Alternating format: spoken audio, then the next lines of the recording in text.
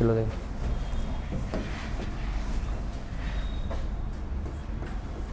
Coordination number start कर रहे हैं, ठीक है। फिर इसी में EN रूल की कनेक्टिविटी मिलेगी। कोऑर्डिनेशन नंबर, कोऑर्डिनेशन नंबर क्या होता है बताओ? कि किसी भी सेंट्रल मेटल आयन में, कॉम्प्लेक्स के अंदर मेटल आयन को कितने number of donor atom connect होंगे, कितने number of donor atom connect होंगे, उसको हम क्या बोलेंगे? उसका कोऑर्डिनेशन नंबर बोलेंगे, ठीक है। जैसे फॉर एग्जांपल, अच्छा पहले डेफिनेशन लिख लो। देखो डेफिनेशन क्या है? Total number of donor atom of ligand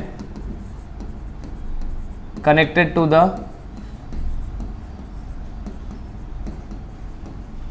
central metal ion और एटम।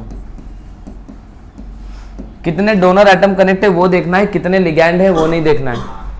मोनोडेंटेट के केस में नंबर ऑफ लिगैंड और number of donor atom same हो जाते हैं, तो हमें ऐसा लगता है कि सर जितने लिगैंड होंगे उतना ही कोऑर्डिनेशन नंबर होगा। ऐसा नहीं होता है। तो मेटल को डायरेक्टली कितने डोनर एटम कनेक्ट है वो उसका कोऑर्डिनेशन नंबर निकलता है। अब वो कैसे पहचानते हैं? फॉर एग्जांपल मैंने ये कॉम्प्लेक्स ले लिया NaCl4-2, तो मैंने यहां पे देखा कि ये मेरे पास निकल है,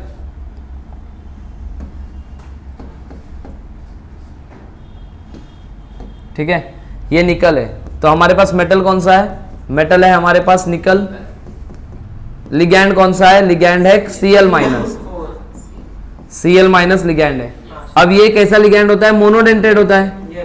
अच्छा मोनोडेंटेड है, तो मोनोडेंटेड में क्या होता है? अभी इस केस में तो ये खुद एक डोनर एटम जैसा बिहेव कर रहा है, तो बताओ ये मेटल के साथ सिर्फ एक ही डोनर एटम है, तो एक डोनर एटम कनेक्ट हो रहा है, तो Cl कनेक्ट होगा मेटल के साथ, दूसरा Cl भी कनेक्ट होगा, तीसरा भी कनेक्ट होगा, चौथा भी कनेक्ट होगा, तो टोटल कितने डोनर एटम कनेक्ट होंगे? 4। तो कोऑर्डिनेशन नंबर क्या बन गया? 4। कोऑर्डिनेशन नंबर क्या आ गया? 4, ठीक है। नेक्स्ट देखो, CO NH3/6+3 मेटल है हमारे पास कोबाल्ट मेटल है। लिगैंड है NH3 भी कैसा लिगैंड है? मोनोडेंटेड। अब ये अमोनिया में नाइट्रोजन डोनर एटम है, तो कितने अमोनिया है टोटल? 6 अमोनिया है। तो हर अमोनिया का नाइट्रोजन किससे कनेक्ट होगा? मेटल से। तो मेटल एक्चुअल कितने बॉन्ड बनाएगा? 6 बॉन्ड बनाएगा। तो वो कितने डोनर एटम से कनेक्ट हुआ? 6 डोनर एटम से कनेक्ट हुआ। तो कोऑर्डिनेशन नंबर कितना आ गया? 6। लेकिन प्रॉब्लम यहाँ पे होती है, अब आप बोलोगे सर देखो यहाँ पे लिगैंड 4 था तो कोऑर्डिनेशन नंबर 4, लिगैंड 6 था तो कोऑर्डिनेशन नंबर 6, बट ऐसा नहीं होता है। फॉर एग्जाम्पल अगर मैंने ये वाला कॉम्प्लेक्स ले लिया CO En/2Cl और यहां पे +1 लिख रहा हूं। अब अगर मैं यहां पे देखूं तो ये मेरे पास, ये मेरा एक लिगैंड है, तो मेरे पास एक लिगैंड है En, ये लिगैंड होता है बायडेंटेट है। अब इसका स्ट्रक्चर होता है NH2CH2CH2NH2, ये हो गया स्ट्रक्चर। दूसरा लिगैंड है मेरे पास Cl, लिगैंड है Cl-, ये कैसा है? ये है मोनोडेंटेड। तो मोनोडेंटेड लिगैंड की डेफिनेशन ही होती है कि एक डोनर एटम कनेक्ट होगा। तो मेरे पास मोनोडेंटेड कितने हैं? 2 हैं, 2 मोनोडेंटेड है तो 2 डोनर एटम होंगे, 2 डोनर एटम है तो वहां से कोऑर्डिनेशन नंबर निकला 2। अब बायडेंटेड वाले भी मेरे पास 2 हैं, तो अगर आप बायडेंटेड वाले लिगैंड को देखोगे तो यहाँ पे क्या हो गया? ये एक डोनर एटम और ये एक डोनर एटम। एक बायडेंटेड लिगैंड में 2 डोनर एटम होते हैं, एक बायडेंटेड में 2 डोनर एटम होते हैं। तो मेरे पास 2 बायडेंटेड लिगैंड है, तो अगर एक बायडेंटेड 2 डोनर एटम से कनेक्ट हो रहा है तो 2 बायडेंटेड 4 डोनर एटम से कनेक्ट होंगे, तो 4 डोनर एटम फ्रॉम बायडेंटेड और 2 डोनर एटम फ्रॉम 2 मोनोडेंटेड, तो 4+2 कोऑर्डिनेशन नंबर कितना आ गया? 6। ठीक है। ऐसे एक और एग्जांपल है, CO En/3 +3। अब यहां पे जो मेटल है वो है कोबाल्ट, कोबाल्ट मेटल है CO। हमारे पास लिगैंड है En, अगेन बायडेंटेड लिगैंड है। और अगर ये बायडेंटेड लिगैंड है, इसका स्ट्रक्चर होगा NH2 CH2 CH2 NH2। एक लिगैंड के 2 डोनर एटम मेटल को कनेक्ट होंगे, एक लिगैंड के 2 डोनर एटम मेटल को कनेक्ट होंगे। तो टोटल लिगैंड है मेरे पास 3 लिगैंड के कितने डोनर एटम होंगे? 6। तो कोऑर्डिनेशन नंबर कितना आ गया? 6।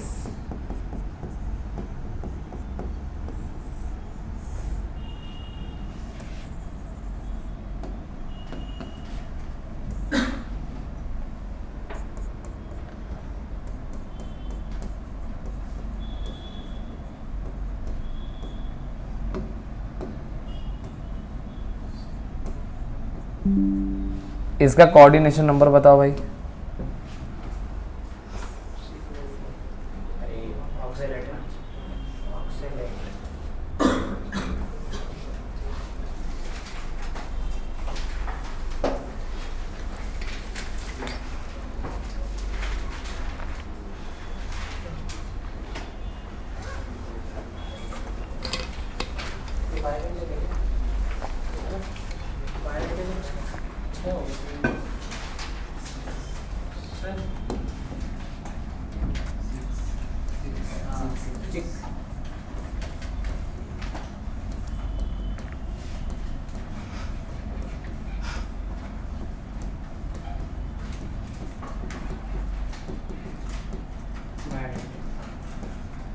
ध्यान से सुनो, मेटल कोबाल्ट है, ऑक्सैलेट बायडेंटेड लिगैंड में आता है। उसका स्ट्रक्चर होता है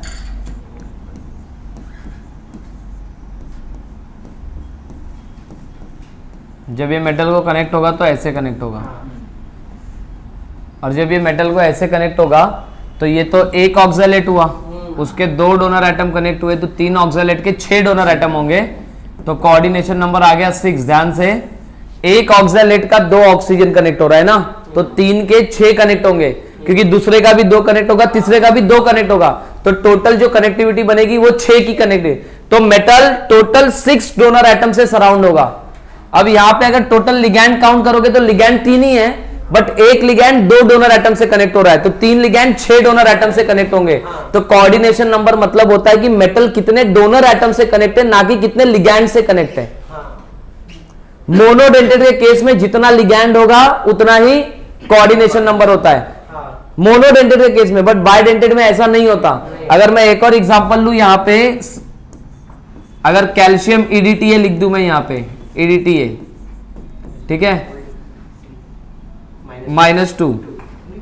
अब अगर यहां पे, अरे कोबाल्ट नहीं है भाई, वो कैल्शियम है, कोबाल्ट के साथ उधर -1 आ रहा था, -2, तो कैल्शियम EDTA, ठीक है। अब EDTA यहां पे अगर मैं बात करूं नंबर ऑफ लिगैंड्स की, सो नंबर ऑफ लिगैंड कितना है?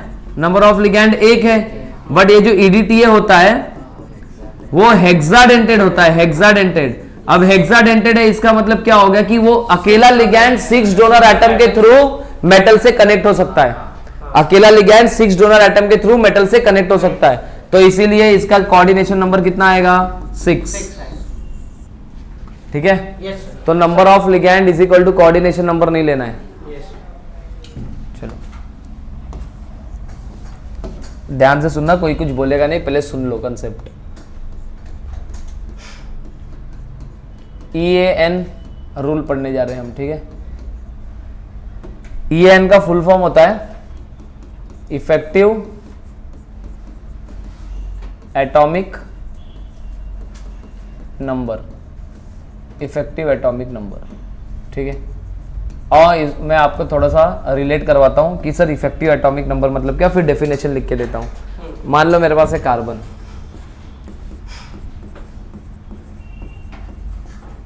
P2, कार्बन के पास 4 इलेक्ट्रॉन होते हैं आउटर मोस्ट शेल में। अब 8th स्टैंडर्ड से पढ़ते आ रहे हैं हम कि कार्बन जब बॉन्ड बनाएगा तो अपना ऑक्टेट कंप्लीट करने के लिए ट्राई करता है। तो फिर मान लो कि 4 हाइड्रोजन आ गए, पहले कार्बन के पास 4 इलेक्ट्रॉन थे, 4 अब भी हैं, बट उन्होंने इलेक्ट्रॉन शेयर कर लिया है। अब इलेक्ट्रॉन शेयरिंग की वजह से हम जो हाइड्रोजन है उसका भी इलेक्ट्रॉन काउंट करते हैं, और उसका भी इलेक्ट्रॉन काउंट करने के बाद हम बोल देते हैं कि अब कार्बन के पास टोटल 8 इलेक्ट्रॉन्स हो गए। तो कार्बन ने बॉन्ड फॉर्म किया ऑक्टेट कंप्लीट करने के लिए, अब कार्बन के पास 8 इलेक्ट्रॉन है। अगर मैं हाइड्रोजन के साथ बॉन्ड नहीं दिखाऊं तो कार्बन के पास कितने इलेक्ट्रॉन थे? 4 इलेक्ट्रॉन थे। ऐसे ही जब मेटल लिगैंड के साथ कॉम्प्लेक्स बना लेगा तो नंबर ऑफ इलेक्ट्रॉन कुछ और हो जाएंगे, क्योंकि लिगैंड की तरफ से भी मेटल को कुछ इलेक्ट्रॉन मिलेंगे। पहले मेटल के पास कुछ इलेक्ट्रॉन है और उसके बाद लिगैंड कुछ इलेक्ट्रॉन देगा, ठीक है। तो हम क्या करते हैं, ईएन के अंदर क्या करते हैं एक्चुअल में, हम total number of electron present on metal, total number of electron present on metal ion, ठीक है, including those coming from the ligand. तो किसी भी कॉम्प्लेक्स के अंदर मेटल के पास कितने इलेक्ट्रॉन्स है, कौन से इलेक्ट्रॉन इंक्लूड करके, मेटल के खुद के और लिगैंड ने जो इलेक्ट्रॉन दिए वो भी। तो जो टोटल नंबर ऑफ इलेक्ट्रॉन आएगा उसको हम क्या बोलते हैं, ईएएन बोलते हैं। तो हम total number of electron on metal ion वो कैलकुलेट करते हैं इंक्लूडिंग लिगैंड का इलेक्ट्रॉन। अब देखो वो कैलकुलेट कैसे करते हैं, उसका एक फॉर्मूला होता है। तो इसका डेफिनेशन क्या होता है, total number of electron present on metal atom और ion including those electron which is donated by ligand, ठीक है। अब मुझे एक बात बताना, मान लो मेरे पास ये कोबाल्ट है, ठीक है, और कोबाल्ट ने अमोनिया के साथ रिएक्शन किया, ये मान लो कोबाल्ट +3 है यहाँ पे। अब कोबाल्ट +3 के पास भी कुछ ना कुछ इलेक्ट्रॉन्स है। अब वो अमोनिया के साथ रिएक्ट करेगा और रिएक्ट करके ये कॉम्प्लेक्स बनाएगा। तो अब सेंस समझो आप बात का कि हम ईएन में कर क्या रहे हैं। जब मेटल ने कॉम्प्लेक्स बना लिया, तो जब मेटल कॉम्प्लेक्स बना लेगा तो मेटल के इलेक्ट्रॉन प्लस लिगैंड ने उसको जो इलेक्ट्रॉन दिए, हम पूरा इलेक्ट्रॉन काउंट करेंगे, जो इलेक्ट्रॉन लिगैंड ने दिए और प्लस मेटल के इलेक्ट्रॉन, जो वो टोटल इलेक्ट्रॉन काउंट निकलेगा, वो टोटल इलेक्ट्रॉन काउंट क्या कहलाता है, ईएन। मतलब सर जब मेटल कॉम्प्लेक्स बना लेगा तो उसके पास कितने इलेक्ट्रॉन है वो क्या होगा, उसका ईएन होगा। तो निकालते कैसे ईएन, देखो ईएन। अच्छा अभी आप बोर्ड का पेपर लिखोगे ना जब, तो उसमें आपको फॉर्मूला ये यूज करना है, z - x + y। पहले मैं बता रहा हूं क्या है, ठीक है। तो ये फॉर्मूला यूज करेंगे हम। इसमें जो z होता है वो z होता है atomic number of metal, atomic number of metal. उसमें जो x होता है, x वो होता है oxidation state, oxidation state of metal, metal की ऑक्सीडेशन स्टेट। और जो y होता है वो होता है number of electron, number of electron donated bye ligand, donated bye ligand. अच्छा इसका शॉर्टकट ये होता है कि जो y होता है, अगर आप उसको 2 × कोऑर्डिनेशन नंबर कर दोगे, 2 × कोऑर्डिनेशन नंबर, तो भी आपको y मिल जाएगा। लेकिन एक्चुअल में y क्या होता है, लिगैंड ने कितने इलेक्ट्रॉन डोनेट किए वो y होता है। मेटल का जो चार्ज होगा वो उसका oxidation number that is x, और z उसका एटॉमिक नंबर होता है। अब बात समझो, मान लो मेरे पास एक मोनोडेंटेड लिगैंड है जैसे अमोनिया। तो अगर ये मोनोडेंटेड लिगैंड है, ये मेटल से जब कनेक्ट होगा तो ये पेयर ऑफ इलेक्ट्रॉन डोनेट करेगा। कितना इलेक्ट्रॉन डोनेट करेगा, पेयर ऑफ इलेक्ट्रॉन। इसका मतलब ये 2 इलेक्ट्रॉन डोनेट करता है, मतलब एक डोनर एटम 2 इलेक्ट्रॉन डोनेट करता है। समझ आ रहा है, एक डोनर एटम की बात हो रही है, ठीक है। अब एक लिगैंड की बात नहीं हो रही है। अगर वो एक लिगैंड बायडेंटेड होगा तो 4 इलेक्ट्रॉन डोनेट करेगा। बायडेंटेड में 2 डोनर एटम होंगे। फॉर एग्जांपल ये मेरे पास है NH2 CH2 और NH2। तो अब यहां पे 2 इलेक्ट्रॉन है और यहां पे 2 इलेक्ट्रॉन है। अब ये पूरा जो एक लिगैंड है वो 2 पेयर डोनेट कर रहा है, 2 जोड़ी इलेक्ट्रॉन डोनेट कर रहा है। मतलब एक्चुअल में कितना इलेक्ट्रॉन डोनेट कर रहा है, 4। लेकिन अगर मैं बात करूं एक डोनर एटम की, तो वो 2 इलेक्ट्रॉन दे रहा है। तो मैं क्या बता रहा हूं, एक donor atom pair of electron देता है, एक donor atom pair of electron देता है। अब जितने डोनर एटम होंगे उतने पेयर इलेक्ट्रॉन हो गए, तो इलेक्ट्रॉन कितने होंगे, जस्ट डबल, पेयर का डबल हो जाएगा ना। तो ये कितना पेयर दिया, 2 पेयर, इलेक्ट्रॉन कितना दिया, 4। क्लियर हो रहा है? अरे समझ आ रहा है क्या? तो अब निकालेंगे हम, कैलकुलेट करते हैं, ठीक है। तो कैलकुलेट कैसे करेंगे, सबसे पहला कॉम्प्लेक्स लेते हैं, वेल नोन कॉम्प्लेक्स अपना CO NH3/6 + 3। तो अब पहले इसमें निकालेंगे Z। कोबाल्ट का एटॉमिक नंबर होता है 27, ठीक है। अब मैं पहले X निकाल लूँ, ऑक्सीडेशन नंबर। तो मैंने आपको क्या बताया था, अगर मेटल को कनेक्टेड सारे लिगैंड न्यूट्रल है, मेटल को कनेक्टेड सारे लिगैंड अगर न्यूट्रल है, तो जो चार्ज कॉम्प्लेक्स पे प्रेजेंट होगा वही चार्ज मेटल का होता है। तो इस केस में सारे लिगैंड न्यूट्रल है, तो कोबाल्ट का चार्ज कितना आ गया, +3। कितना चार्ज आया, +3 आ गया। मतलब सर X की वैल्यू कितनी आ गई, +3। अब निकालेंगे Y निकालने के 2 तरीके। देखो पहले जो क्लासिकल तरीका है वो देख लो।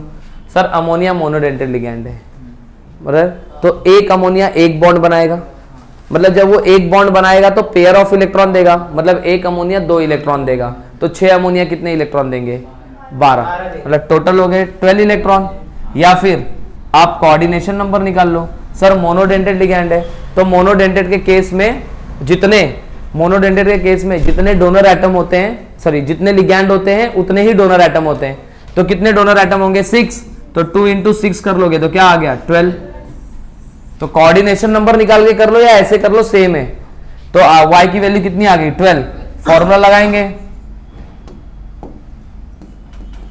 EAN = Z है 27 -3 + 12, 24 + 12 कितना आ गया, 36।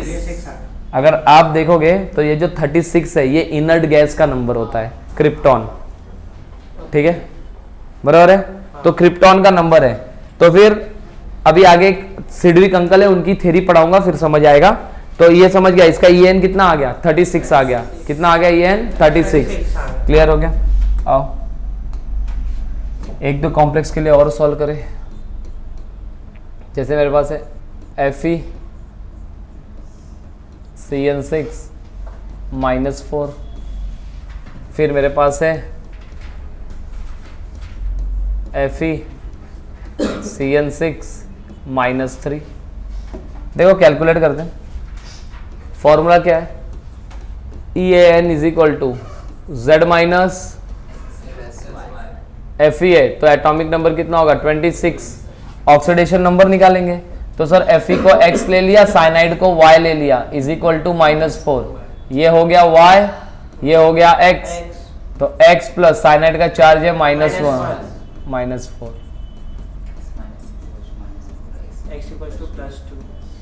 X कितना आ गया, +2 आ गया। तो इधर -2 लिख दो, प्लस। अच्छा साइनाइड एम्बीडेंटेड लिगैंड है। एम्बीडेंटेड ligand is a special type of monodentate ligand. तो एम्बीडेंटेड मोनोडेंटेड का ही टाइप होता है। तो जितने लिगैंड उतना डोनर एटम, मतलब कोऑर्डिनेशन नंबर कितना आएगा, 6। कोऑर्डिनेशन नंबर आ गया 6, तो Y की वैल्यू आ गई 2 × 6 दैट इज 12। तो इधर लिख दो 12। तो ये हो जाएगा 24 + 12, तो 24 + 10 34 + 2 36। कितना आ गया EN इसका, 36, ठीक है। अब इसका निकालते हैं EN। हाँ देखो EN निकाल रहा हूं मैं, तो EAN Z - X + Y। अच्छा Z तो 26 है, माइनस X + 6Y = -3। साइनाइड का चार्ज -1 है, तो 6 × -1 = -3। तो X - 6 = -3। तो X क्या आ गया, -3 + 6। X की वैल्यू आ गई +3। अगर X आ गया +3 तो इधर आएगा प्लस। एम्बीडेंटेड लिगैंड कोऑर्डिनेशन नंबर कितना आ गया, 6। तो Y आ गया 2 × 6, कितना आ गया Y, 12 + 12 कर दिया 23 + 12, तो आप आएगा 35। इजी कर लोगे,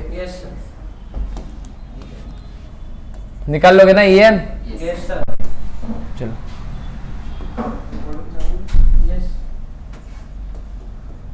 NaCl/4 -2 का En निकालो फटाक से। En निकालो।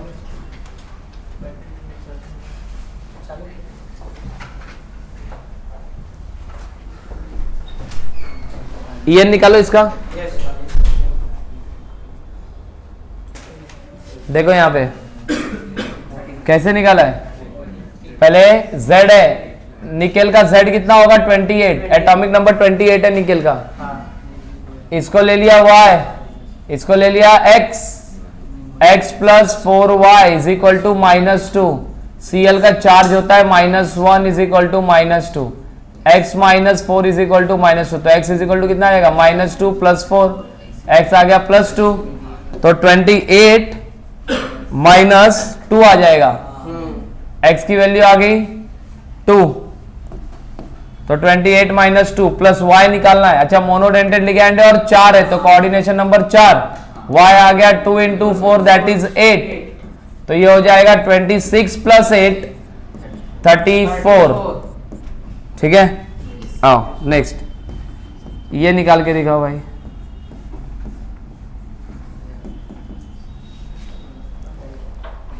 इसका En निकालो, निकालो फटाफट निकालो En। फिर इसका En निकालना है, फिर इसका En निकालो NiCO/4, और फिर उसके बाद निकालो FeCO/5। चलो फटाफट निकालो भाई, En निकालो और बताओ मुझे क्या आया En।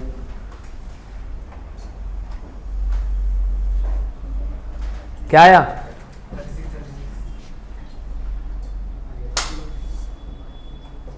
देखो यहाँ पे, देखो गलती कहाँ की है तुम लोगों ने। यहां सुनो, ये X ले लिया, ये Y, ये न्यूट्रल लिगैंड है। सारे न्यूट्रल के केस में जो कॉम्प्लेक्स का चार्ज होता है वही मेटल का चार्ज है, तो निकल का चार्ज आ गया +2, इसका एटॉमिक नंबर होता है 28, Y निकालना है 2 × कोऑर्डिनेशन नंबर। तो अब बात सुनो, En इज अ बायडेंटेड लिगैंड, तो बायडेंटेड लिगैंड में 2 डोनर एटम मेटल को कनेक्ट होगा, एक डोनर एटम 2 इलेक्ट्रॉन देगा, तो 2 डोनर एटम 4 इलेक्ट्रॉन देंगे, मतलब एक En 4 इलेक्ट्रॉन देगा, तो 3 En है, कितने इलेक्ट्रॉन देंगे 12, बराबर है। Yes sir. दूसरा सर कोऑर्डिनेशन नंबर है ना, 2 × Cn कर रहा है, तो Y तो 12 आ गया। कोऑर्डिनेशन नंबर कैसे निकालोगे, एक En में 2 डोनर एटम, तो 3 En के 6 डोनर एटम, तो 6 डोनर एटम कनेक्ट है, तो कोऑर्डिनेशन नंबर 6, और कोऑर्डिनेशन नंबर 6 तो 2 × 6 कितना आ गया 12, तो En का फॉर्मूला आएगा Z - x + y, 28 - 2 + y, y नहीं 12, तो कितना आ गया 28, 26 + 12 आएगा, तो 26 + 12 आ जाएगा 38। आगे सुनना, इसमें ये न्यूट्रल है, तो यहां पे कोई चार्ज नहीं है, तो निकल का चार्ज हो गया 0, एटॉमिक नंबर हो गया 28। अच्छा Y is equal to 2 × coordination number, CO monodentate ligand है, तो मोनोडेंटेड के केस में जितने लिगैंड उतना कोऑर्डिनेशन नंबर, तो 2 × 4 कितना आ गया 8, तो फॉर्मूला बनेगा EAN is equal to Z - x + y, Z है 28 -0 + 8, तो 36 आ गया। यहां पे भी सेम x 0 आएगा, न्यूट्रल लिगैंड है, कॉम्प्लेक्स पे कोई चार्ज नहीं, तो Fe का चार्ज आ गया 0। अच्छा Fe का एटॉमिक नंबर होता है 26। अब Y निकालेंगे 2 × coordination number. CO is a monodentate ligand, monodentate के केस में coordination number is equal to number of ligand, तो 2 × 5 कितना आ गया 10, तो En का फॉर्मूला बनेगा, En का फॉर्मूला बनेगा Z - x + y, Z है मेरे पास 26 - 0 + 10 आ गया 36 आ गया। ये इजी है, ये काफी इजी है। ठीक है, अब क्या करना है पता है, मैं आपको एक कॉम्प्लेक्स दे रहा हूं, आप मुझे उसका En निकाल के दिखाओगे। ठीक है, चलो उसका En निकालेंगे भाई। क्वेश्चन देखो, कैलकुलेट द EN ऑफ ज़ीज सॉल्ट का EN निकालना है अपना। आप फेल गए रहोगे क्योंकि सर ज़ीज सॉल्ट का फॉर्मूला ही याद नहीं है हमें। लो बना के दे देता हूं।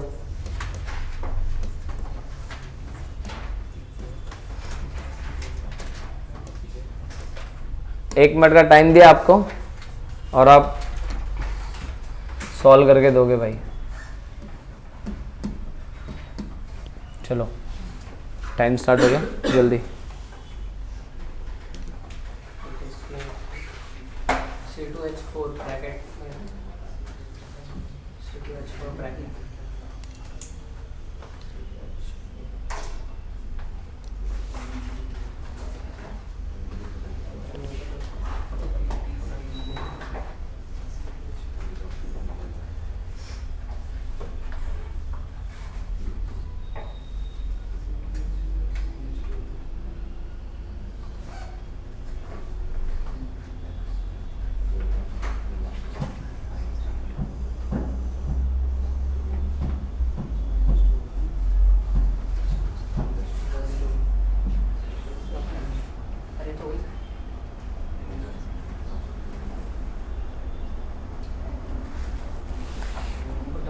अच्छा प्लैटिनम का एटॉमिक नंबर ढूंढ रहे हो क्या? अरे अच्छा यहां से आ रहे हो क्या तुम लोग?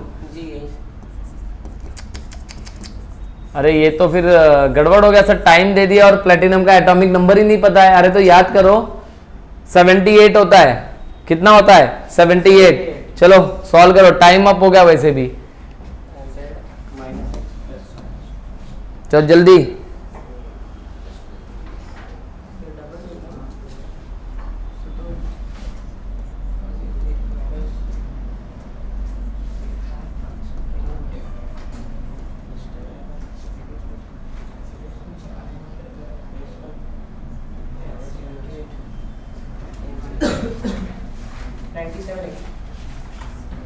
नहीं नहीं 97 नहीं, ये रॉन्ग है।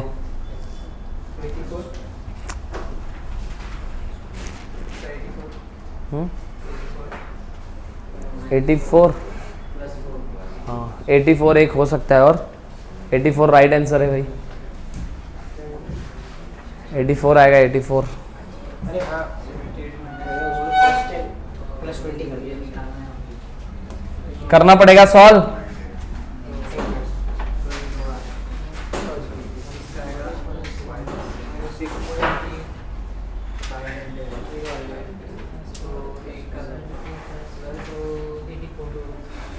चलो भाई देखो यहाँ पे, जाने दो।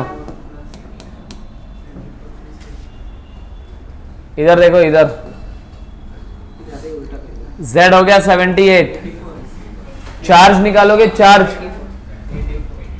X, ये प्लेटिनम को X लिया, पोटेशियम को Y, Z और इसको ले लिया P। अब जब इसको P ले लिया तो फिर मुझे क्या पता चला यहाँ पे X प्लस पोटेशियम एक है ना, तो X plus Y plus 3Z plus P is equal to 0। तो X प्लस पोटेशियम का चार्ज है +1, 3 into -1 plus 0 is equal to 0। Neutral ligand होता है इथिलीन, C2H4 है ना, न्यूट्रल लिगैंड है। तो न्यूट्रल लिगैंड है तो ये आ गया X plus 1 -3, x plus 1 -3 is equal to 0। तो x आ गया -2 इज इक्वल टू 0। x का चार्ज कितना आ गया भाई? +2। तो आपको ये भी पूछ सकते हैं प्लेटिनम का चार्ज क्या होता है ज़ीज सॉल्ट में, तो +2 फॉर्म में होता है। आगे सुनना, तो x की वैल्यू मिल गई +2, z मिल गया 78, y निकालेंगे। इससे कोई लेना देना नहीं है ना, y तो number of electron donated bye ligand होता है। तो आपको यहाँ पे 4 लिगैंड दिख रहे होंगे, 4 लिगैंड दिख रहे हैं। पहले कोऑर्डिनेशन नंबर निकाल लो, ठीक है? हाँ, या फिर इलेक्ट्रॉन काउंट कर लो। तो अब यहाँ पे अगर आप देखोगे, सुनो, अरे यहाँ पे सुनो, Cl है, Cl 2 इंटू कोऑर्डिनेशन नंबर निकालना है। अब इसके कोऑर्डिनेशन नंबर में प्रॉब्लम हो जाती है। Cl मोनोडेंटेड लिगैंड है, मोनोडेंटेड लिगैंड है, तो जितना मोनोडेंटेड लिगैंड होता है उतना ही कोऑर्डिनेशन नंबर होता है। क्योंकि Cl एक ही एटम है ना, वो कनेक्ट होगा, तो 3 Cl कनेक्ट हो गए तो कोऑर्डिनेशन नंबर 3 आ गया। सर C2H4 में 2 कार्बन होते हैं, है ना? अरे लेकिन बॉन्ड तो एक ही बना रहा है, बॉन्ड कितना बना रहा है? एक ही बना रहा है, तो उसको काउंट कितना करेंगे आप? एक में ही काउंट करेंगे, 5 मतलब 2 मत ले लेना इधर, मतलब सर 3 ये और 2 ये, तो 5 तो गड़बड़ हो जाएगा। कनेक्टिविटी दोनों कार्बन की होती है, लेकिन अगर आपने यहां पे काउंट कर लिया, मैंने Y का आपको ट्रिक बताया कि कोऑर्डिनेशन नंबर का डबल होता है, बराबर है। तो यहां पे 2 कार्बन काउंट नहीं होंगे, इधर डोनेशन तो खाली ऐसे ही होता है ना, कितना है? पेयर ऑफ इलेक्ट्रॉन है, डोनेट तो सिर्फ पेयर ऑफ इलेक्ट्रॉन होता है। तो फिर यहां पे कोऑर्डिनेशन नंबर एक्चुअल में कितना आएगा? 4, तो कितना हो गया? 8। कितना आ गया भाई? 8। Y की वैल्यू आ गई 8, तो EAN का फॉर्मूला कितना हो गया? EAN आ गया Z minus X plus Y 78 minus 2 plus 8 76 plus 8 आ गया, ये आ गया आपका 84। इजी। देखो मैंने एक कॉम्प्लेक्स लिखा है इधर, याद रखना जी सॉल्ट में भाई प्रॉब्लम हो जाएगा। हाँ ये बताओ मुझे, वो जो एक कॉम्प्लेक्स लिख रखा है ना, उसका बताओ मुझे। IUPAC भी बता दो और EAN भी बता दो। पहले EAN बता दो। EAN अगर EAN निकाल लिया तो भाई अच्छी बात है। इसका EAN क्या आएगा? जल्दी बताओ इसका EAN। सुनो यहाँ पे ये वाला कॉम्प्लेक्स, पहले क्या बता रहा हूं सुन लो, बाद में आंसर करना। पहले तो Z निकालेंगे। Z आएगा मेरा, बताओ कितना आएगा Z? 22। टिटेनियम 22 होता है। अब पाई C5H5 दिया है, 2 है वैसे। C5H5 का स्ट्रक्चर होता है ऐसे। अगर इसने सिर्फ ये लोन पेयर दैट इज ये निगेटिव चार्ज डोनेट किया, तब हम उसको डिनोट करते थे सिग्मा C5H5। और जब ये पूरा रेजोनेंस करके डोनेट करेगा, तब हम उसको बोलते थे पाई वाले, मतलब ईटा 5 वाला केस है ये ईटा 1 वाला केस है। ईटा 1 वाले में 2 इलेक्ट्रॉन डोनर होता है। ईटा 1 इज 2 इलेक्ट्रॉन डोनर, जबकि ईटा 5 कितना होता है? 6 इलेक्ट्रॉन डोनर। 2 ये 3 4 5 और 6, 6 इलेक्ट्रॉन डोनर होता है। कब? ईटा 5 वाले केस में। तो यहाँ पे 6 इलेक्ट्रॉन डोनर है ये। अब कैलकुलेट करते जाओ, इलेक्ट्रॉन Y निकालना होता है ना, तो Y निकालना है तो अब ध्यान से सुनो। ऐसे ये जो ईटा 5 पाई C5H5 वाले हैं, पाई C5H5 वाले कितने हैं? 2 हैं, 2 है ना ऐसे। एक कितना इलेक्ट्रॉन दे रहा है? 6, तो 2 कितने देंगे? 12, तो कितना हो गया? 12 प्लस ये सिग्मा वाले भी कितने हैं? 2 है। एक सिग्मा वाला कितना इलेक्ट्रॉन देता है? 2, तो 2 सिग्मा वाले कितने देंगे? 4, तो Y की वैल्यू कितनी आ गई? 16। Y निकल गया। Z पता है। अब निकालना बाकी है X। क्या निकालना बाकी है? X निकालने के लिए आपको पता है भाई, दोनों के ऊपर चार्ज -1 का है। इसके ऊपर भी चार्ज -1 का होता है और इसके ऊपर भी चार्ज -1 का होता है। मतलब पाई वाला भी -1 और वो -1, दोनों का चार्ज कितना है? -1। तो फिर मैं अगर टिटेनियम को X ले लूं, इसको Y ले लूं और इसको Z ले लूं, तो X plus 2Y plus 2Z is equal to 0, और ये भी आएगा -1 0। तो x -2 0, x is equal to आ गया +4, तो चार्ज आ गया +4। EAN का फॉर्मूला बनेगा हमारा Z minus X plus Y. Z है 22 माइनस 4 प्लस 16, 18 प्लस 16 34 आ गया, 34 आएगा EN। अब बात करेंगे इसके IUPAC की। तो अब जब इसके IUPAC की बात आएगी तो लिखेंगे कैसे वो सुनना। इसका IUPAC भी तो पूछ सकते हैं आप। टिटेनियम सिग्मा C5H5 ट्वाइस, पाई C5H5 ट्वाइस। तो सर अभी हमने देख लिया कि टिटेनियम का चार्ज +2 है, ऑक्सीडेशन स्टेट मिल गई। हम नाम लिखते हैं LMO। आपको दिख के आ रहा होगा कि न्यूट्रल कॉम्प्लेक्स है, तो आयन ऑयन कुछ ऐड नहीं करेंगे, ना ही 8 लगाएंगे। तो टिटेनियम का चार्ज नहीं, सॉरी +2 नहीं +4 आया था ना। टिटेनियम का चार्ज आएगा +4, टिटेनियम का चार्ज आएगा +4। तो हम आयन नहीं लगाएंगे क्योंकि न्यूट्रल कॉम्प्लेक्स है, ना ही 8 लगाएंगे, वो निगेटिव कॉम्प्लेक्स में लगता है। अब इसकी नेमिंग कैसे करेंगे? तो सर पहले C5H5 माइनस का नाम क्या होता है? C5H5 माइनस, इसका नाम होता है साइक्लोपेंटा, साइक्लोपेंटा डाइइनाइल, डाइइनाइल एनायन, साइक्लोपेंटा डाइइनाइल इसका नाम है। क्या नाम है? साइक्लोपेंटा डाइइनाइल। अब प्रॉब्लम ये है कि सर जो सिग्मा C5H5 वाला होगा ना, मैं उसको लिखूंगा eta1 साइक्लोपेंटा डाइइनाइल, eta1 साइक्लोपेंटा डाइइनाइल। और जो पाई वाला होगा, पाई C5H5 वाला होगा, वो eta5 होता है, हेप्टेसिटी 5 होती है उसकी, तो eta5 साइक्लोपेंटा डाइइनाइल, साइक्लोपेंटा डाइइनाइल। लेकिन सर यहां पे ऐसे दो लिगैंड है, तो आप ऐसे नहीं लिख सकते, डाई साइक्लोपेंटा डाइइनाइल नहीं लिख सकते। मैंने आपको बताया था अगर लिगैंड के नेम में ऑलरेडी डाई, ट्राई, टेट्रा, पेंटा ये सब प्रीफिक्स प्रेजेंट है, तो ऐसे लिगैंड अगर आपके पास 2 होंगे तो 20 का इस्तेमाल करेंगे, 3 होंगे तो ट्रिस और 4 होंगे तो टेट्राकिस, राइट। तो अब यहाँ पे नाम कैसे लिखना है ध्यान से सुनो, पहले लिगैंड का नाम लिखना है। तो साइक्लोपेंटा डाइइनाइल और साइक्लोपेंटा डाइइनाइल दोनों का नाम सेम है ना, हाँ। तो फिर कैसे लिखोगे? कैसे भी लिख लो, कोई प्रॉब्लम नहीं आएगा। तो मैं लिखूंगा यहां पे देखो 20 eta5 साइक्लोपेंटा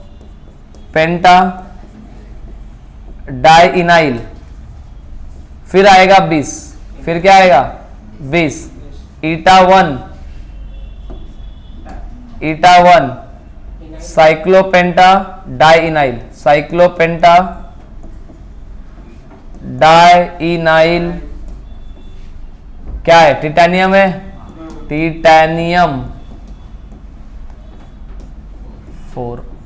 ये हो गया आपका आंसर, 20 साइक्लोपेंटा डाइइनाइल, ठीक है, 20 eta1 साइक्लोपेंटा डाइइनाइल, टिटेनियम 4, ये आएगा नाम। अगर ऐसे कॉम्प्लेक्स आ गए तो नाम ऐसे लिखा जाता है। सिग्मा और पाई में कंफ्यूज नहीं होना, ठीक है। चार्ज इनका क्या होता है? -1 का चार्ज होता है दोनों का, ठीक है, इजी।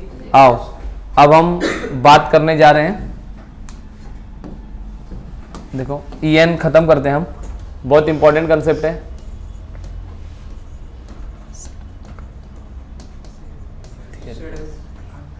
सिडविक थ्योरी, अब यहां पे सुनना ध्यान से, सिडविक थ्योरी क्या बोल रही है? सिडविक थ्योरी ये बोलती है कि जो मेटल आयन होता है ना, metal ion try to achieve its nearest noble gas configuration. जो मेटल आयन होता है वो अपने नजदीकी नोबल गैस का कॉन्फ़िगरेशन अचीव करने के लिए ट्राई करता है स्टेबिलिटी के लिए, बट वो हमेशा ट्रू नहीं होता है, वो हमेशा ट्रू नहीं होता है। लेकिन अंकल ने बोल दिया था कि जो मेटल होता है वो ट्राई करता है कि वो अपने नियरेस्ट नोबल गैस का जो कॉन्फ़िगरेशन होगा वो अचीव कर ले। सो देखो सिडविक थ्योरी क्या है? Metal atom ion try to achieve its nearest noble gas configuration,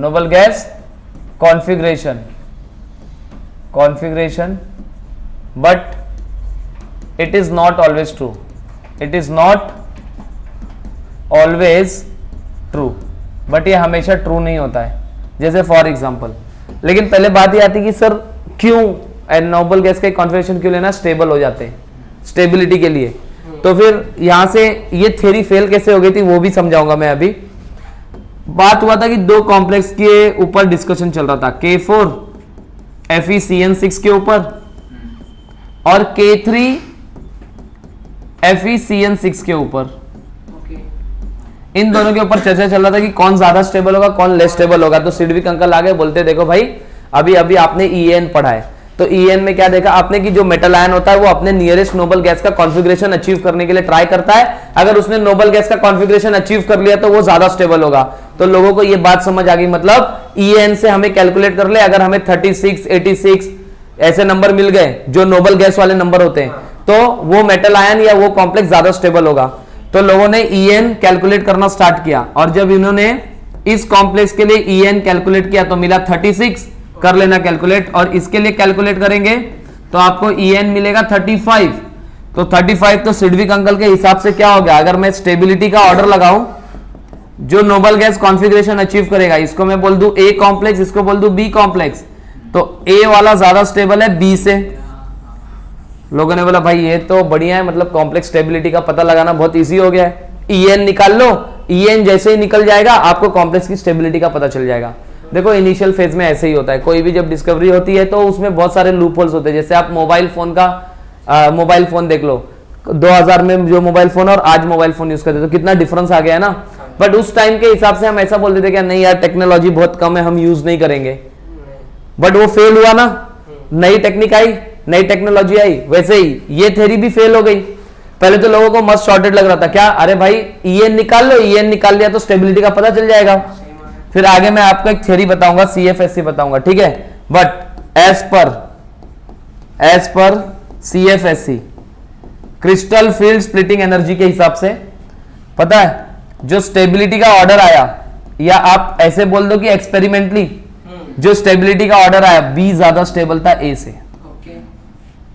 तो अब सर सेम EN आ गया तो स्टेबिलिटी नहीं बता पाएंगे, अरे इसमें ही नहीं बता पा रहे कि ऐसा नहीं है कि हमेशा ऐसा होता है।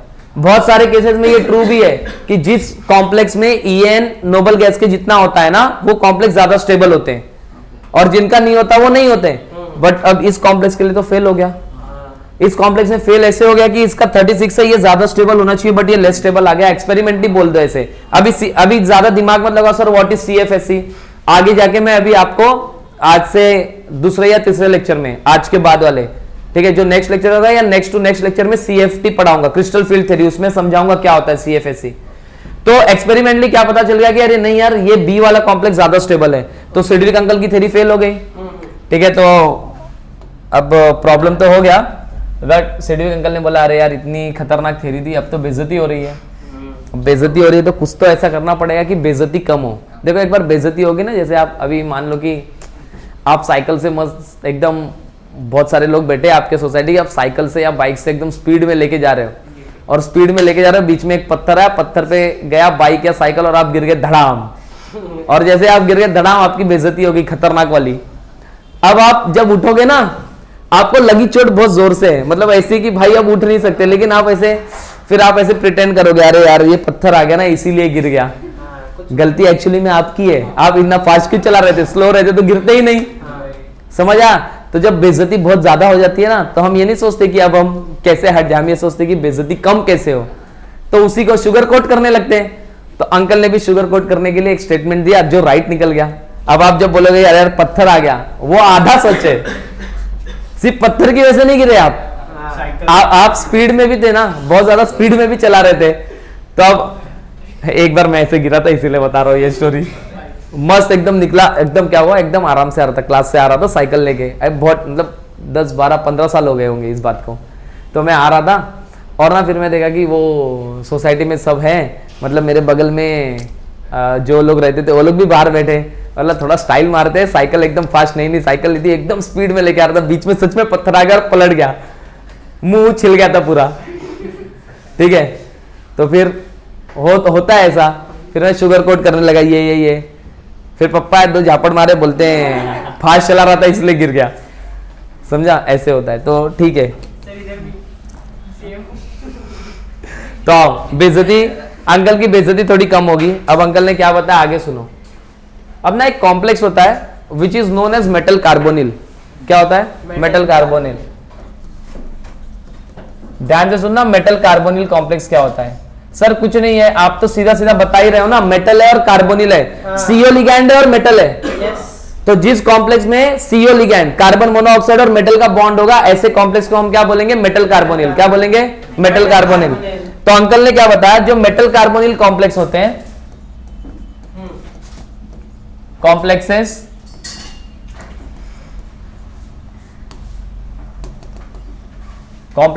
always follow EN rule। ये क्या बात हो गया? रेगुलरली बोल सकते हो या ऑलवेज। ये क्या होते हैं? जो मेटल कार्बोनिल कॉम्प्लेक्स होते हैं उनका वो हमेशा ही EN रूल फॉलो करते हैं। हाँ। जैसे मैं आपको एक एग्जांपल बताता हूं, ठीक है। अगर आप यहाँ पे कुछ कॉम्प्लेक्स देख लो, ये वाले कॉम्प्लेक्स देखो कहां गए, ये देखो ये NiCO4 है, हाँ ये मेटल कार्बोनिल कॉम्प्लेक्स है। कैसा है? मेटल कार्बोनिल है। अब ये मेटल कार्बोनिल कॉम्प्लेक्स है तो मुझे यहाँ पे दिमाग लगाना ही नहीं था कि इसका EN कैलकुलेट करना है। अगर ये मेटल कार्बोनिल कॉम्प्लेक्स है तो ये EN सेटिस्फाई करेगा। बस आपको दिमाग ये लगाना है कि हमारे पास helium, neon, argon, krypton, xenon, radon, बरोबर है। हाँ एटॉमिक नंबर 2, 10, 18, 36, 54, 86 ऐसे होता है atomic number. Yes nickel metal है, एटॉमिक नंबर है 28। उसके जस्ट बाद वाली इनर्ट गैस कौन सी है? ये क्रिप्टॉन। है। तो जो भी मेटल होगा ना वो उसके बाद वाली इनर्ट गैस का कॉन्फ़िगरेशन अचीव करता है, ओके ठीक है। उसके बाद वाले इनर्ट गैस का कॉन्फ़िगरेशन। तो निकल के बाद में कौन सी गैस आती है भाई? 28 के बाद 36 ही आएगा ना। तो अगर 36 आएगा तो वो क्या हो गया उसका? EN 36। आप देख लो नीचे एक और मेटल कार्बोनिल है FeCO5, उसका भी 36 आया है। कैलकुलेट करने की जरूरत नहीं थी। बोले सर ये थ्योरी पहले बताए होते, कैलकुलेट नहीं करना पड़ता। अरे कंसेप्ट सीख रहे हैं, समझ आएगा। तो अगर मेटल कार्बोनिल कॉम्प्लेक्स होगा तो वो हमेशा क्या करेगा? EN रूल सेटिस्फाई करेगा। बस अब देख लेना मेटल कार्बोनिल अगर उसमें मान लो कि प्लेटिनम है, अब बोले सर प्लेटिनम भी 36 दिखा रहा है, अरे उसके पास खुद ही 78 इलेक्ट्रॉन्स होते, कहां से 36 दिखाएगा? तो वो अपना नेक्स्ट इनर्ट गैस मतलब 86 रेडॉन के आसपास आने के लिए ट्राई करेगा। जैसे अभी आपने जीस सॉल्ट में देखा, आपका एटॉम आपको जो EN मिला वो 84 मिला, तो नियर बाय रेडॉन के था। क्लियर हो गया? तो सिडविक अंकल, अरे भाई सब लोग ने बोला अरे क्या बात बताई सिडविक अंकल ने, लेकिन बोले सर पहले तो फैल भी गए थे, रूल बोल के गलत बता दिया था। बोलते हैं लेकिन ये तो बता रहा हूं। तो आप देखो अब यहां से क्वेश्चन कैसे बनते हैं, ध्यान से सुनो, ठीक है। मेरे पास एक क्वेश्चन है, मैं आपको क्वेश्चन देता हूं उसके थ्रू। हाँ चलो, जैसे देखो ये एक कॉम्प्लेक्स है मेरे पास, ठीक है। इनके वाणी को सत्य करते भाई, जो अंकल ने बोला है ना, चाचा अंकल नहीं चाचा, चल दिए होंगे ना अभी तक। हाँ नहीं उन भगवान उनकी आत्मा को शांति कर दे। अगर जिंदा है तो माफ करे और अगर चल दिए है तो शांति दे, ठीक है। उनकी आत्मा क्या करेगी शांति लेके? शांति की जरूरत तो इधर है। समझदार को इशारा काफी नहीं है, समझदार को इशारा कॉफी है। हाँ ट्रेन में चल रहा है ना अब ये। तो MnCO5 हो गया। पहले इसका निकालूंगा EN, क्या निकालूंगा? EN। तो आओ अभी देखो अंकल फिर फैलाने वाला काम करेंगे, आपको ऐसा लगेगा। देखो MnCO5 है, तो अब ये करता क्या है, इसको मैंने बोल दिया X, इसको बोल दिया Y, ठीक है। तो सर ये न्यूट्रल लिगैंड है तो इसका चार्ज 0 होगा, तो पूरे कॉम्प्लेक्स का चार्ज 0, मतलब Mn का भी चार्ज कितना आ गया? 0। Mn का एटॉमिक नंबर होता है 25। कोऑर्डिनेशन नंबर निकालेंगे। CO मोनोडेंटेड लिगैंड है, एक CO 2 इलेक्ट्रॉन देगा तो 5 CO कितने इलेक्ट्रॉन देंगे? 10। तो Y कितना आ गया? 10। तो EN का जो फॉर्मूला होगा वो होगा Z minus X plus Y. तो आ जाएगा ये 25 माइनस 0 प्लस 10, कितना आ गया? 35। अरे अभी तो अंकल ने बोला था कि EN रूल फॉलो करते हैं मेटल कार्बोनिल, ये मेटल कार्बोनिल है ना। हाँ तो ये EN फॉलो करेगा ना। कैसे फॉलो करेगा बता रहा हूं। ये कॉम्प्लेक्स ऐसे बन गया है, अभी ऐसे रहेगा नहीं। ये क्या करेगा पता है? इसको एक इलेक्ट्रॉन की जरूरत है, तो कोई गुजर रहा होगा तो झापड़ मार के उससे इलेक्ट्रॉन छीन लेगा। तो ये क्या करेगा? एक इलेक्ट्रॉन एक्सेप्ट कर लेगा। अगर एक इलेक्ट्रॉन एक्सेप्ट कर लिया तो MnCO5 -1 हो गया कि नहीं हो गया? अब एक इलेक्ट्रॉन बढ़ गया, निगेटिव चार्ज में हम इलेक्ट्रॉन का एडिशन करते हैं, तो अब इलेक्ट्रॉन बताओ अब EN कितना आ जाएगा? इधर कैलकुलेट करोगे तो इधर फिर 36 आ जाएगा। समझ आया कि नहीं आया? Yes sir. क्यों 36 आएगा पता है? ये न्यूट्रल लिगैंड है, तो Mn का चार्ज -1 निकलेगा। तो अगर आप यहाँ पे -1 लिखोगे, इधर देखो 25 -1 प्लस y तो 10 ही है, तो 25 + 1 + 10 तो 36 आ जाएगा। इसका मतलब सर अगर मेटल कार्बोनिल है उनके पास इलेक्ट्रॉन EN से कम है, उनके पास इलेक्ट्रॉन EN से कम है, तो वो इलेक्ट्रॉन एक्सेप्ट करके EN कंप्लीट करेंगे। इसका मतलब अगर वो इलेक्ट्रॉन एक्सेप्ट करेंगे तो खुद रिड्यूस हो रहे हैं, अगर खुद रिड्यूस हो रहे हैं तो ऑक्सीडाइजिंग एजेंट होंगे। तो फिर it act as a oxidising agent, ठीक है। नहीं समझा? समझा सर। इजी। यस। तो मेटल कार्बोनिल करेगा क्या, फॉलो करेगा, EN रूल फॉलो करेगा। ठीक है, एक और है कॉम्प्लेक्स मेरे पास, आप ये बताना। ठीक है, देखो ये भी बहुत मजेदार है, सेम मेटल कार्बोनिल है। क्या लगता है आपको इसका EN कितना आएगा? कैलकुलेट कर ले। तो सर मेटल कार्बोनिल, अभी आंख पे बंद करके मत लिख लेना, कैलकुलेट भी करके देखना, ऐसे भी केसेस आते हैं। अब सुनो यहाँ पे, तो MN क्या आएगा? X। अच्छा X 0 आ जाएगा, न्यूट्रल लिगैंड है, कोई चार्ज नहीं है। Yes sir. तो अगर EN की मैं बात करूं तो क्या आएगा? Z minus X plus Y. अच्छा CO कैसा लिगैंड है? मोनोडेंटेड। तो एक लिगैंड 2 इलेक्ट्रॉन देगा, तो 6 कितने देंगे? 12। तो Y आ गया 12, X आ गया 0, Z आ गया 25। तो क्या आ गया? 25 माइनस 0 प्लस 12, 37 आ गया। ओके। अब अगर ये 37 आ गया तो ये क्या करेगा पता है? एक इलेक्ट्रॉन लूज करेगा, और लूज करके किस में कन्वर्ट होगा? +1। और जब अगर ये +1 हो गया, अब आप अगर कैलकुलेट करो रिड्यूसिंग एजेंट। तो Z चार्ज क्या आ गया? 1 प्लस 12, Y तो 12 था, तो Z क्या है? 25 माइनस 1 प्लस 12, कितना आ गया? 24 प्लस 12, कितना आ गया? 36। बताओ फॉलो किया कि नहीं किया? अब अगर मेटल कार्बोनिल के पास इलेक्ट्रॉन EN से ज्यादा हो तो वो EN पे आने के लिए उसको इलेक्ट्रॉन लूज करना पड़ेगा। और अगर ये इलेक्ट्रॉन लूज कर रहा है तो लूज कर रहा है मतलब क्या हो रहा है? खुद ऑक्सीडाइज हो रहा है, और खुद ऑक्सीडाइज हो रहा है तो कैसा एजेंट होगा? Reducing agent. बोलो समझ आया क्या? Yes sir. Easy. Yes sir. ये सिडविक अंकल है। ठीक है, अब एक क्वेश्चन और करवाता हूं, मजा आ जाएगा। ठीक है, ओके। शेड्यूलिंग अंकल का पहले एक क्वेश्चन है। अच्छा उसके पहले ये देख लो, ये जो MnCO/5 है, MnCO/5, ये फिर उसके बाद क्वेश्चन कराता हूँ, एडवांस का है वो, एडवांस में पूछा था। देखो MnCO/5 है ना, अभी हमने इसके लिए ना EN कैलकुलेट किया कि नहीं किया? किया सर। आया 35। देखो 35 आया था, यहाँ देखो अभी हमने कैलकुलेट किया था ना इसके लिए, MnCO5 के लिए EN कितना आ गया था? 35। एक इलेक्ट्रॉन एक्सेप्ट करने के बाद 36 आया। तो अब ये स्टेबलाइज नहीं है ना, तो स्टेबलाइज होने के लिए इसको EN का नंबर चाहिए। तो अब ये दो तरीके से स्टेबलाइज होगा, या तो एक इलेक्ट्रॉन एक्सेप्ट कर ले तो स्टेबलाइज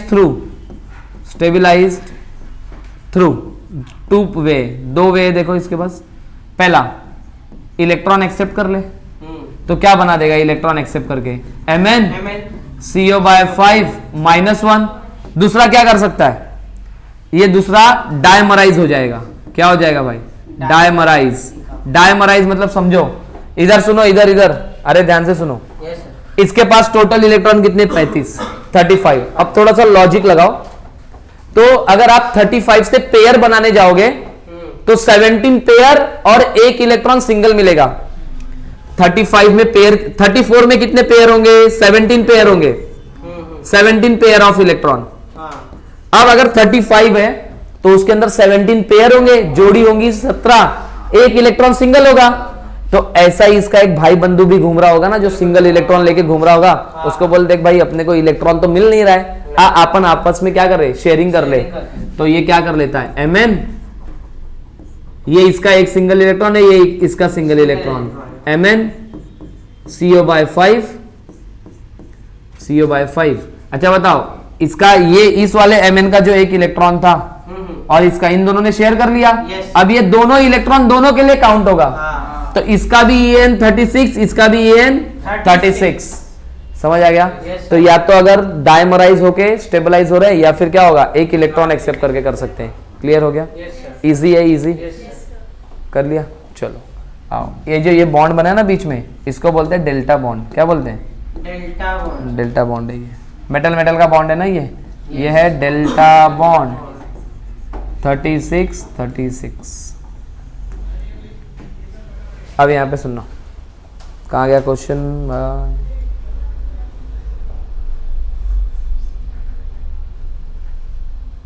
ये क्वेश्चन है, देखो FeCO/X। मैंने आपको क्या पूछ लिया पता है? आयन को कार्बोनिल कनेक्ट है, कार्बोनिल लिगैंड है, कोबाल्ट मत ले लेना। कितने कार्बोनिल कनेक्ट हो गए? Find the value of X। तो अब सुनो कैसे करना है, एक एक सुन लो फिर आप आगे कर पाओगे।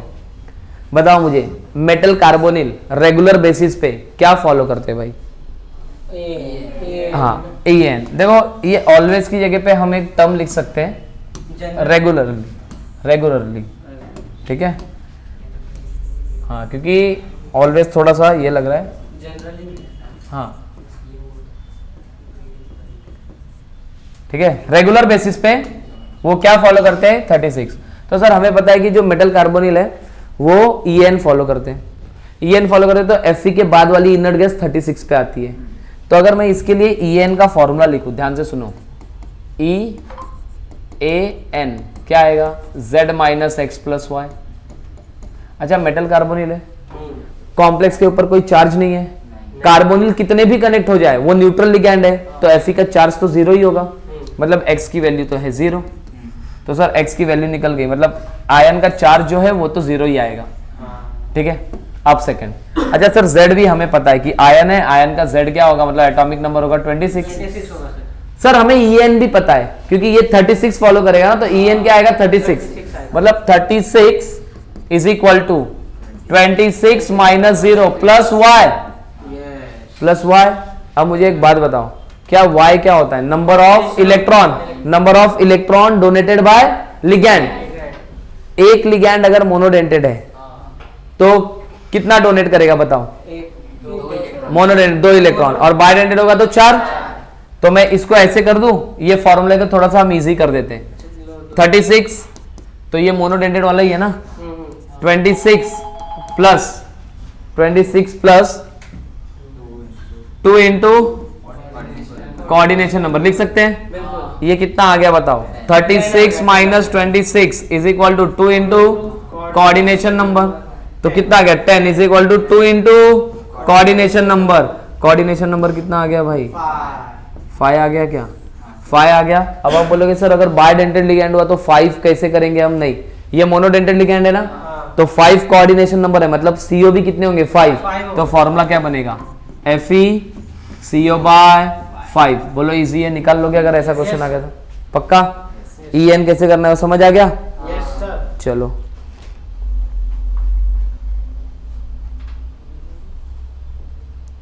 एक और क्वेश्चन दे दूं? ए है मेरे पास क्वेश्चन, देखो ऐसे देखते हो जाएगा कि नहीं हो जाएगा। HX चलो जाने दो, Mn CO/5, CO/5। Calculate the oxidation number, calculate the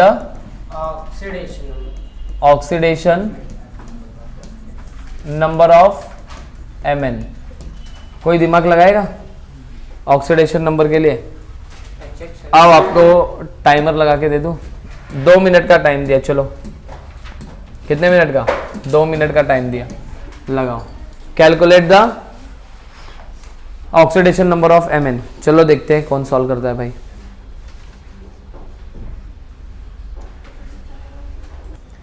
देखो इसको अप्रोच कैसे करना था। देखो हाइड्रोजन है, हाइड्रोजन कितने नंबर है? X है, X नंबर ऑफ हाइड्रोजन। एक हाइड्रोजन का चार्ज कितना होता है? +1। इसका मतलब कॉम्प्लेक्स के ऊपर चार्ज कितना होगा? -x। एक हाइड्रोजन का चार्ज +1 होता है, तो 2 हाइड्रोजन होते हैं तो +2 इधर होता, तो कॉम्प्लेक्स के ऊपर -2 होता। But X number of hydrogen है तो हाइड्रोजन जितने होंगे उतना ही निगेटिव चार्ज यहां पे होगा। बराबर है, समझ आ रहा है? हाइड्रोजन पॉजिटिव होता है तो कॉम्प्लेक्स का चार्ज निगेटिव होगा। तो X हाइड्रोजन है तो X पॉजिटिव चार्ज यहाँ पे प्रेजेंट है। कितना पॉजिटिव? X positive. तो इस कॉम्प्लेक्स में कितना निगेटिव आएगा? X negative. तो ये निगेटिव आ गया। अब आप ध्यान से देखो, तो सर ये न्यूट्रल लिगैंड है, न्यूट्रल लिगैंड है तो कॉम्प्लेक्स का जो चार्ज होगा वही Mn का चार्ज होगा। तो हम पहले En देखते हैं, तो En हम लिखेंगे तो आएगा Z minus X plus Y. X आपको निकालना है, तो En मेटल कार्बोनिल है तो En हम लेंगे 36।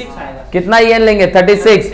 Mn है तो Z आएगा 25 माइनस एक्स निकालना है प्लस 2 इंटू कोऑर्डिनेशन नंबर करेंगे तो मुझे Y की वैल्यू मिल जाएगी। मेरे पास 5 कार्बोनिल है, 5 कार्बोनिल है जो मोनोडेंटेड लिगैंड है, तो अगर वो मोनोडेंटेड लिगैंड है तो आपको पता है कि कोऑर्डिनेशन नंबर 5 आएगा। 5 आ गया तो 2 into 5 is equal to Y, तो कितना आ गया 10 is equal to Y, Y की वैल्यू आ गई 10, तो ये इधर जाएगा तो 36 minus 25 is equal to minus X plus 10, कितना आएगा ये बताओ, 11 आ गया। 11 is equal to minus X plus 10, क्या आ जाएगा ये यहाँ पे 11 minus 10 is equal to minus X, तो ये कितना आ गया 1 is equal to minus X, तो x की वैल्यू कितनी आ गई -1। प्लस समझ आ गया क्या? मतलब कॉम्प्लेक्स के भी चार्ज -1, mn का भी चार्ज -1, और अगर कॉम्प्लेक्स का चार्ज -1 है इसका मतलब एक ही हाइड्रोजन कनेक्ट होगा, मतलब फॉर्मूला बनेगा HMnCO/5। बोलो क्लियर हो गया? क्या कोई डाउट? हाँ, एक लास्ट क्वेश्चन EN का लास्ट क्वेश्चन, फिर टॉपिक सम अप करते हैं, ठीक है? अब अगर यहां पे मैं आपको क्या बोल रहा हूं, कैलकुलेट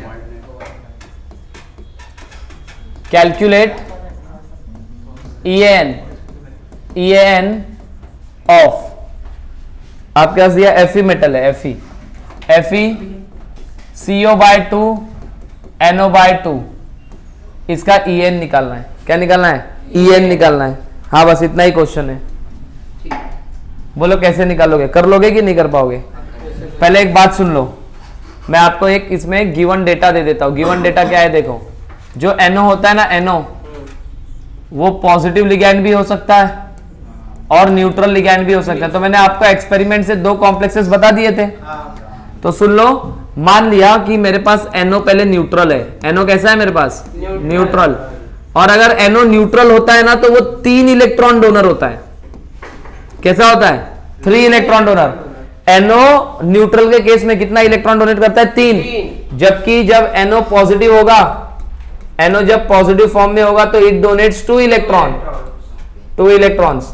अब यहां पे आप चाहे न्यूट्रल ले लो या पॉजिटिव ले लो, आपको EN सेम ही मिलेगा। देखो ध्यान से, मैं EN कैलकुलेट कर रहा हूं। EN आएगा Z minus X plus Y, ठीक है? अब Z कितना है? Fe है तो 26, ठीक है? तो अगर पहले मैंने मान लिया कि कार्बोनिल तो न्यूट्रल ही होता है और NO भी न्यूट्रल, तो चार्ज आ गया 0, Fe का चार्ज 0 आ गया। अब Y कैलकुलेट करेंगे। CO मोनोडेंटेड लिगैंड है, एक CO 2 इलेक्ट्रॉन देगा तो 2 CO 4 इलेक्ट्रॉन देंगे, तो 4 उसके हो गए। NO न्यूट्रल में एक NO कितना इलेक्ट्रॉन देता है? 3, तो 2 NO कितने देंगे? 6, तो 6 + 4 कितना हो गया? 10, तो टोटल Y की वैल्यू कितनी आ गई? 10 इलेक्ट्रॉन डोनेट हुए मेटल को। एक CO 2 इलेक्ट्रॉन देता है, एक NO 3 इलेक्ट्रॉन देता है, तो NO 2 है तो 2 NO के 6 इलेक्ट्रॉन, एक CO का 2 तो 2 CO का 4, तो टोटल इलेक्ट्रॉन कितने हो गए? 10, तो EN कितना आ गया? 36। मेटल कार्बोनिल कॉम्प्लेक्स है, देख लो ध्यान से ये भी। अब आगे सुनना, ये 2 इलेक्ट्रॉन डोनर है, कौन? NO। अगर NO प्लस है वो पॉजिटिव और 2 इलेक्ट्रॉन डोनर है, लेकिन अगर NO पॉजिटिव हुआ तो अगर NO हो गया पॉजिटिव, आ गया CO/2 और NO/2, जब आप इसको पॉजिटिव लिगैंड कंसीडर कर रहे हो,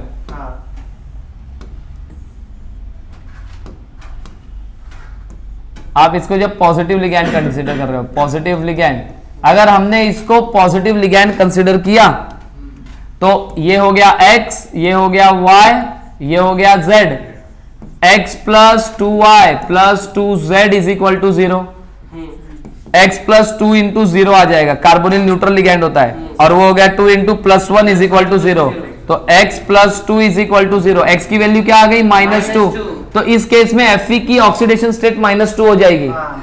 तो अगर Fe की ऑक्सीडेशन स्टेट -2 हो गई तो EAN is equal to Z minus X plus Y. अरे Z है Fe का 26 -2, तो -2 प्लस CO कितना इलेक्ट्रॉन देगा? 2 CO है तो 4 इलेक्ट्रॉन वो देंगे। अब इस केस में जब ये पॉजिटिव होता है तो 2 इलेक्ट्रॉन डोनर है, तो एक NO 2 इलेक्ट्रॉन देगा, तो 2 NO 4, तो 4 + 4 8 इलेक्ट्रॉन, तो ये इधर कितना आ जाएगा? 8, तो ये 26 + 2 + 8, ये 10 हो गया, वापस से कितना आ गया? 36। तो अगर आप NO को न्यूट्रल कंसीडर कर लो या पॉजिटिव कंसीडर कर लो, आपको EN सेम ही मिल रहा है, ठीक है?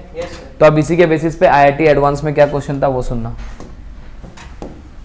एडवांस का क्वेश्चन क्या है, which of the following reaction is correct. देखो ध्यान से, which of the following reaction, which of the following reaction is correct, कौन सी करेक्ट है वो बताना है। पहला रिएक्शन है FeCO/5 प्लस NO 2 NO लिया, और सेकेंड रिएक्शन है आपके पास FeCO/5 प्लस 2 NO। पहला कॉम्प्लेक्स बनाया है FeCO/3 NO/2, और दूसरा कॉम्प्लेक्स बनाया था FeCO/2 NO/2। मेटल कार्बोनिल लेना दोनों। हाँ। तो आपको पूछा था कि कौन सा वाला राइट है। 2CO 3CO, ठीक है। तो ये एडवांस में पूछा ना। अब इसका सोल्यूशन कैसे निकालेंगे तो आप ध्यान से देखो। हाँ, अब मुझे एक बात बताओ, कौन सी रिएक्शन करेक्ट है ना। हाँ। अब आप मुझे बताना, ये सेकंड वाली में अभी हमने देखा EN क्या आया है, 36 आया है। तो मेटल कार्बोनिल तो यही वाली चीज फॉलो करेगा। हाँ, बिल्कुल। इसमें अगर आप कैलकुलेट करने जाओगे न्यूट्रल और वोर लेके, तो इसमें आपको EN अलग मिलेगा। तो EN अगर अलग मिलेगा तो फिर प्रॉब्लम हो जाएगी, इसलिए ये सेकंड वाली रिएक्शन करेक्ट है। बोलो समझ आ गया कि नहीं आ गया, बस यही करना था। तो आप कैलकुलेट करके देख लेना, ठीक है। तो हाँ, metal carbonyl always try to achieve noble gas configuration, तो ये भी नोबल गैस कॉन्फ़िगरेशन ट्राई करेगा। तो क्या करेक्ट ऑप्शन था, बोलो कौन सी रिएक्शन राइट है। ये सब कंसेप्ट पूछते हैं, बोलो डिफिकल्ट है क्या। नहीं, इसमें दोनों में देखना था, न्यूट्रल भी और वो भी। किसमें, इसका न्यूट्रल, और अभी तो हमने प्रूफ कर लिया कि न्यूट्रल ले लो या पॉजिटिव ले लो, दोनों केस में क्या आएगा, सेम ही है। सेम आएगा। अब इसमें आप न्यूट्रल लो और पॉजिटिव लो, हमेशा इससे 2 इलेक्ट्रॉन ज्यादा मिलेंगे। हाँ। देखो ना, इसका जो भी काउंट आएगा, इसका न्यूट्रल का काउंट कितना है 36, है। तो इसके न्यूट्रल का जो काउंट होगा वो 38 आ जाएगा। एक CO एक्स्ट्रा है ना। हाँ। समझ आ गया कि नहीं आ गया, क्लियर हुआ कि नहीं हो गया। समझा। तो कैलकुलेट करके देख लेना। तो कौन सी वाली रिएक्शन करेक्ट है, सेकंड वाली। सेकंड वाली। बोलो इजी। Yes sir. चलो इधर सुनो, डिफिकल्टी क्या है। इसका 36 आया वो तो हमने प्रूफ कर लिया।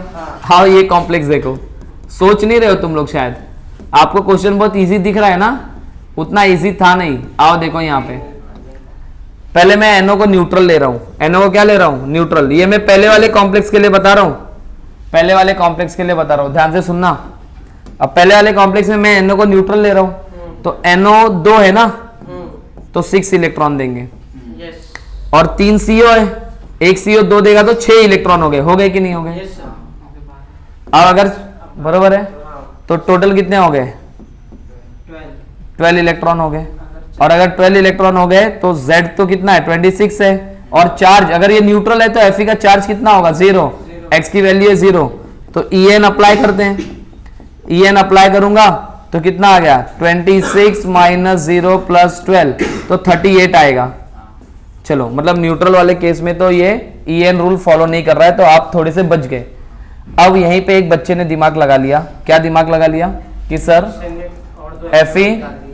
FeCO/3 NO/2, देखो इसको पॉजिटिव लेके कर लेते हैं, इसको पॉजिटिव। अगर पॉजिटिव लेके किया तो 2 NO कितना आ गया, 4 इलेक्ट्रॉन, और 3 CO कितना आ गया, 6 इलेक्ट्रॉन। लेके कैलकुलेट करके देखना, तो Y की वैल्यू कितनी आ गई, 10 इलेक्ट्रॉन्स की। बट अगर NO पॉजिटिव हो गया है तो Fe का चार्ज भी कितना हो जाएगा, -2, तो X -2 हो गया, और Z कितना हो गया, 26, तो सेम ही आंसर आएगा, 26 माइनस ऑफ -2 प्लस 10, तो 26 प्लस 2 प्लस 10, तो कितना आ रहा है, 38 ही आ रहा है। मतलब दोनों भी केस में 38 दे रहा है ये, मतलब कौन सा वाला करेक्ट है। सर मान लेते कि जैसे ये रिएक्शन देते हैं और सेकंड ऑप्शन में भी सेम रिएक्शन देते हैं, लेकिन यहाँ पे फिर साइड में तो EN खत्म होता है, ठीक है। Yes. EN खत्म हुआ, आप स्टार्ट करेंगे हम, मतलब नेक्स्ट लेक्चर में हम स्टार्ट करेंगे क्या, वर्नर थ्योरी। तो वर्नर थ्योरी पढ़ेंगे। ठीक है, चलो मिलते हैं नेक्स्ट लेक्चर में।